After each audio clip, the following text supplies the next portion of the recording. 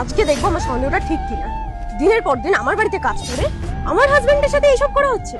আর যদি আমার সন্দেহটা ঠিক হয় তাহলে আজকে ওর একদিন কি আমার একদিন। ব্যাস, কাজ তো কমপ্লিট হয়ে গেছে।